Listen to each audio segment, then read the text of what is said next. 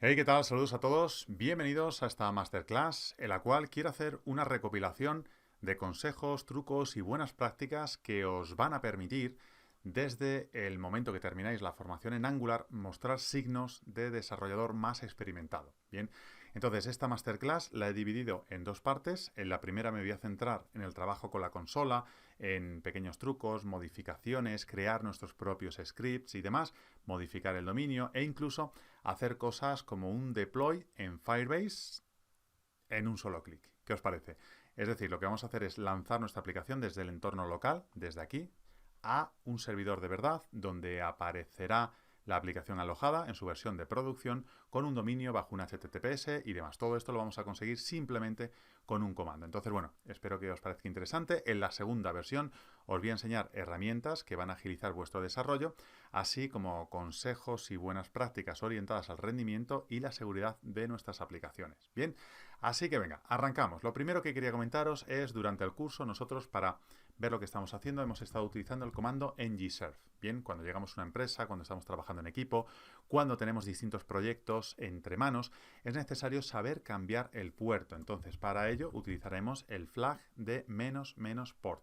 Con esto podemos igualar a un puerto específico, por ejemplo, en mi caso el puerto 8000, y ya está. No sé si os ha pasado alguna vez que queréis testear dos aplicaciones y cuando una de ellas intenta salir dice el puerto 4200 está ocupado. Bueno, pues no tenéis que modificar nada en la configuración, sino simplemente desde aquí, desde la consola, podemos modificar el puerto.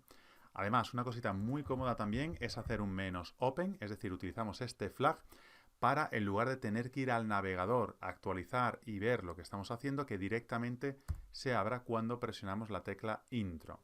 Entonces le damos unos segundos que compile la aplicación y en cuanto termine lo que vamos a ver es la instancia del navegador con nuestra aplicación escuchando en el puerto 8000. Bien, y aquí lo tenéis. Tenemos la aplicación terminada escuchando en el puerto 8000. Estupendo. Vamos a cerrar aquí temporalmente y continuamos. A lo largo de toda la formación hemos estado trabajando con el localhost lo que sea. Hay veces que necesitamos modificar el nombre del dominio por el cual salimos y lo habitual es tener un nombre de dominio para la versión de desarrollo, para la versión de pruebas. Esto ya tiene que ver también con los entornos de trabajo y con el deploy y demás, pero bueno, simplemente para simplificar al máximo el concepto de poder modificar el dominio, lo que vamos a hacer es, usuarios de Windows, yo ahora mismo estoy en una máquina de Windows, si estáis en Mac os dejo el enlace debajo de este vídeo, acerca del fichero que debéis modificar. En el caso de Windows, Windows System 32, drivers, etc. Aquí vamos a tener un archivito que se llama hosts. ¿Vale? Si no lo tenemos, pues lo creamos. Esto es para Windows 10. ¿Y qué vamos a hacer aquí? Vamos a crearnos un dominio propio, decimos 127.0.0.1, que ya sabéis es el equivalente al localhost, y ahora me personalizo esto. Supongamos que yo quiero tener un dominio local para mis pruebas que sea distinto. Pues creo localhost, a continuación pixelpro.net, por ejemplo. ¿De acuerdo? Y me voy a dejar un comentario que diga dominio de pruebas o lo que vosotros queráis. Una vez que lo tenemos, le decimos aquí que lo queremos hacer como administrador porque es un fichero bastante delicado. Aparecerá la ventana emergente de Windows diciéndome si estoy seguro de que quiero conceder los permisos y demás. Y entonces ahora, fijaos, vamos a detener un momento la ejecución de la consola y vamos a hacer lo siguiente. Vamos a decir ngserve, bien, el comando que hemos estado utilizando previamente. Pasamos el flag del host y decimos que esto es igual a localhost y .pixelpro.net. Pasamos también el flag del open, así se abrirá el navegador ya con la aplicación abierta. Y ahí lo tenéis, localhost pixelpro.net puerto 4200. Por supuesto, podemos modificar el puerto. ¿Qué pasa? Seguramente estarás pensando, bueno, y cada vez, ahora que quiero lanzar en este dominio local de pruebas, ¿tengo que hacer esto? No, lo cierto es que aquí copiaremos este comando que acabamos de hacer. Vamos a abrir nuestro archivo de package.json y a continuación, en la zona de scripts, vamos a introducir una coma para concatenar y vamos a darle un nombre a este script. Por ejemplo, serve host. Así identificamos a qué hace referencia. Dos puntos y a continuación, entre comillas, pegamos todo el comando. Aquí ya no es necesario utilizar la coma, entonces yo ya no necesito hacer todo esto. Vamos a hacer un clear para que lo veáis bien y a continuación utilizo el comando npm run serve host. Bien, esto es lo que vais a encontrar en la mayoría de los sitios donde vayáis a desarrollar, que normalmente pues se tiene eso, un dominio específico para la versión de pruebas. Vale, y aquí vemos que nos lleva al mismo resultado. Abre el navegador, puerto 4200 y el dominio que hemos especificado. Muy bien, más trucos y más consejos. Vamos a parar de momento la consola, le decimos que sí, hacemos un clear para que lo veáis bien. Y comandos que nos interesan. Durante el curso, cuando queríamos crear un componente, decíamos ng, generate, component, ¿verdad? Y el nombre del componente. ¿Qué pasa? Que esto es muy largo, esto es muy pesado. Entonces nosotros podemos abreviar con ng, generate, component y a continuación el nombre del componente.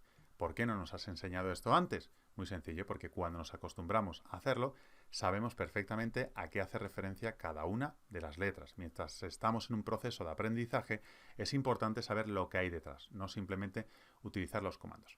Ahora, otra cosa que nos puede interesar es no crear directamente el componente. Esto ya sabemos lo que hace, va a crear un componente que se llama hola, esto lo hemos hecho un montón de veces. Y fijaos, ahí se crea. Hay veces que yo necesito hacer algo distinto. Por ejemplo, aquí se ha creado el componente hola componente anidado dentro de la carpeta hola. ¿De acuerdo? Si yo quiero hacer alguna modificación, si yo quiero modificar ese nombre de carpeta, si yo lo quiero crear directamente en la raíz, hay veces que me interesa, por ejemplo, el hola 2, ver lo que él va a hacer. Para ello utilizaré el flag dry run. Y esto lo que hace es no crearlo, sino simplemente nos va a mostrar lo que haría.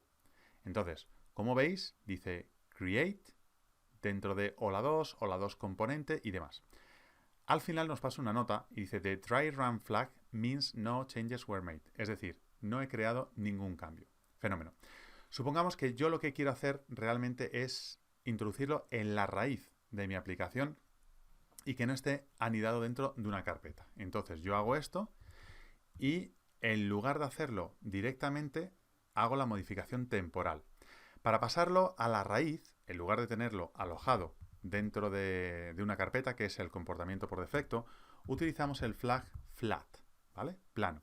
Y entonces, como yo no sé si lo va a hacer y no quiero introducir el comando y si lo ha hecho mal, estar eliminando el archivo y estar modificando, pues lo que hago es un dry run del comando con el -flat. Y entonces consigo el efecto esperado. Es decir, él me dice que lo va a crear aquí dentro de app directamente, sin estar dentro de la carpeta hola, y como es un dry run, me dice que no lo ha creado. Entonces, si esto es lo que yo estoy buscando, si este es el resultado esperado, ahora ya lo puedo hacer sin el dry run. Bien, esto es para que en lugar de estar probando comandos y si sale mal tener que dar para atrás y demás, pues directamente utilicéis este flag y así sabéis seguro lo que va a hacer. Muy bien, otros comandos interesantes. Crear un pipe. Esto es algo que muchos usuarios no saben que se puede hacer de forma muy sencilla. Cuando nosotros estamos trabajando con nuestro componente, vamos a ir por ejemplo aquí a la vista, en algún momento metíamos un pipe para la moneda. Bien, el pipe es esto de aquí y metíamos el currency. Bien, el pipe lo utilizamos cuando nosotros queremos dar un formato distinto a un valor. Por ejemplo, una cuenta bancaria, un número de teléfono, cosas de ese estilo. Nosotros podemos crearnos un pipe desde consola. Por ejemplo, yo le digo ng, generate y a continuación pipe. Bien, y este pipe va a ser, no sé, el pipe phone. Y ahora yo lo que quiero, por ejemplo, es separar los números de un teléfono cada 2 dígitos con un guión intermedio. Una cosa así. Presionamos intro y vamos a ver qué lo genera por nosotros. Directamente en la raíz de la aplicación tenemos el phone. Bien, pues entonces aquí tengo mi pipe. Estupendo. Fijaos que hay un poco de código por defecto ya puesto. Yo os voy a pasar un ejemplo que yo ya tengo resuelto para no alargar excesivamente esta clase. Y este pipe de aquí, que se llama PhonePipe, lo que hace en este momento es básicamente pillar el número de teléfono que hayan puesto, dividirlo o separarlo en cada 2 caracteres y un guión intermedio. Bien, de nuevo, cuando las empresas nos piden un formulario en el cual hay que introducir una cuenta bancaria, donde hay un IBAN o donde hay un teléfono y se quiere de una forma específica, pues este es un pipe muy habitual. Entonces, vamos a guardar este pipe, vamos a utilizarlo para que lo veáis en acción. Vamos aquí al componente con estado con el cual estamos trabajando. Y en la parte final, antes del cierre de la aplicación, vamos a crear algo de vista. Bien, y cerramos aquí. Entonces tenemos su teléfono, vamos a utilizar un modelo y tengo aquí mi número. Y este número lo que hago es pasarle el pipe de phone para que él lo formatee directamente. Si yo hago esto a continuación, muy importante, guardar, que no se nos quede sin guardar, que ya sabéis que luego genera muchos dolores de cabeza. Hacemos un ngserv.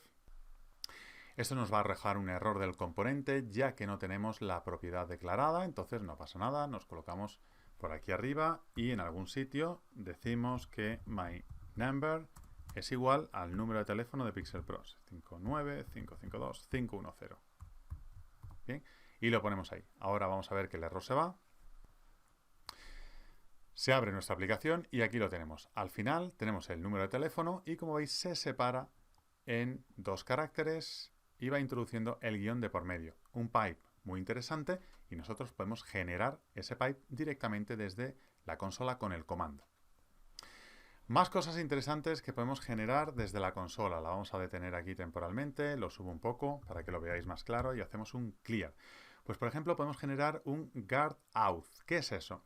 Es para establecer políticas de restricciones en nuestras rutas. Fijaos, decimos ng generate guard auth. Y básicamente va a aparecer una interface para ser seleccionada. Por ejemplo, canActivate lo que hace es tener un booleano que devuelve un true o false. Si es true, le dejará pasar a la ruta seleccionada y si es false, pues no le va a permitir la navegación. Seleccionamos esta, que es la interface por defecto, y a continuación, fijaos, aquí tenemos el authguard. Bien, este es.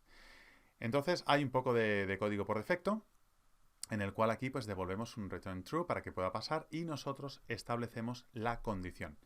Esto no lo hemos visto en el curso, pero lo mostraremos un poquito más adelante. La configuración normalmente se hace desde el enrutador. Bien, acordaos que teníamos aquí las rutas y nosotros teníamos en nuestro enrutador pues una constante mediante la cual establecíamos las rutas. Bueno, pues aquí para configurar ese guard auth lo que haríamos sería establecer un path, el path que sea, 2 puntos, por ejemplo, yo que sé, usuarios, ¿bien? Y sería esto para acceder ya a una parte privada. A continuación pasamos un component y le decimos a qué componente hace referencia a esto. Y decimos, por ejemplo, el de status, ¿bien? Status, vamos a ponerlo bien, status car component. Y a continuación separamos aquí esto para que no dé esa advertencia, lo vamos a poner entre llaves, bien, y así lo vemos mucho más claro. Y a continuación viene la implementación del canActivate. En este canActivate, 2 puntos, y a continuación entre corchetes pasamos el authguard, que es este de aquí que acabamos de crear. ¿De acuerdo? Entonces introducimos una política de seguridad que de nuevo devuelve un booleano, true o false, pasa o no pasa. Como siempre decimos, las configuraciones de seguridad, las validaciones, las haremos en el backend. No obstante, es una medida adicional, que puede ser vulnerada, sí, pero es un complemento más. Bien, además de todo esto, mediante la consola podemos generar librerías. Fijaos, decimos ng generate, y si yo quiero empezar a escribir mi propia librería para mis módulos, lo puedo hacer. Presionamos intro y él nos va a crear una carpeta que va a estar fuera del source de mi aplicación, que es esta de aquí de projects. De manera que si estoy desarrollando una librería para Angular, ya la tengo fuera, encapsulada y lista para ser compilada como una librería más, que puedo reutilizar luego en otros proyectos. Esto es muy interesante y vais a ver que nuestra librería en el AngularJSON tiene sus propios builds. Es decir, si vamos aquí al AngularJSON y buscamos un poco por debajo, vamos a ver que en algún momento aparece mis módulos. Y esto, que determina la ruta y demás, nos da la integración y además pues, nos permite empezar a compilar. Es decir, si yo tengo mi librería lista, digo ng build y a continuación mis módulos y lo que voy a hacer es compilar la librería que yo creé. Además también puedo utilizar el ng test, mis módulos y empezar a hacer testeos con esa librería, pruebas end-to-end, trabajo unitario y demás. Entonces, bueno, como veis, la consola da mucho de sí, más de lo que podemos pensar en un principio. Ahora, un comando en el que sí que me gustaría profundizar es en el tema del compilado. ¿Qué sucede cuando yo compilo? Suceden muchas cosas por detrás. Cada vez que yo compilo, cada vez que hago yo ese ng build, el código TypeScript se va a convertir en ese código adaptado al ES6 y lo que vamos a ver es que, de nuevo, TypeScript no es realmente el lenguaje que estamos utilizando en el proyecto final. Me explico, TypeScript es un edulcorante que nos permite tener nuestro código orientado a objetos y con unas sintaxis muy claras. Pero el producto resultante del compilado de nuestra aplicación será un JavaScript puro y duro basado en prototipos. Entonces, una vez que se compila ese código, él va a crear como paquetes de aplicación. Además, va a minificar algunos archivos y opcionalmente creará los source map. Los source map no son más que unos indicadores que nos permiten inspeccionar la aplicación una vez que está puesta en producción y si vemos un error, por ejemplo, en un estilo, en lugar de decirnos cuando inspeccionamos ese estilo que es un error en la línea o que la regla en cuestión que nos está molestando está en la línea 8027 de un archivo de salida que no podemos tratar ni podemos inspeccionar, pues nos va a decir qué archivo originalmente tiene el código que ha terminado ahí. Entonces puede ser bastante interesante.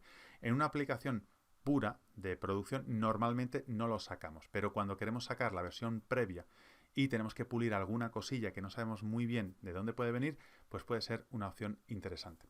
¿Cómo podemos crear una versión más óptima de nuestro build? Fijaos, lo que hemos visto hasta ahora era ng build, ¿de acuerdo? Vamos a hacer esto. Y ahora en la carpeta de distribución se va a crear la versión de nuestro proyecto, para lo que en un principio nosotros podemos pensar que es la versión de producción, la versión definitiva que voy a subir al servidor para hacer la aplicación ya pública. Vale, entonces yo ahora el resultado de esto lo tengo aquí. Tengo mis módulos, que es el compilado que hemos visto antes, pero la aplicación está en Pixel Shop. Esta es mi aplicación. Fijaos en el número de archivos que hay. Y sobre todo vamos a fijarnos en el rendimiento. Para ello, HTTP Server en el puerto 8080 y a continuación, en lugar de front, esto se llama Pixel Shop. ¿De acuerdo? Y lo levantamos. Ahora mi aplicación sale por aquí. Vamos a verlo en pantalla. Vemos que hemos dejado ahí el número de teléfono. No pasa nada. Hacemos clic en inspeccionar y pasamos al Lighthouse. Y vamos a pedir una prueba de rendimiento, performance, en el desktop. Le pedimos que nos genere ese informe. ¿De acuerdo? Y en este momento tenemos un 44 en rendimiento. Vamos a hacer una prueba. Volvamos a nuestro editor. Vamos a detener el servidor HTTP y vamos a hacer, como os decía, una versión más óptima. Esto se puede hacer en la versión larga con ng build y a continuación --prod.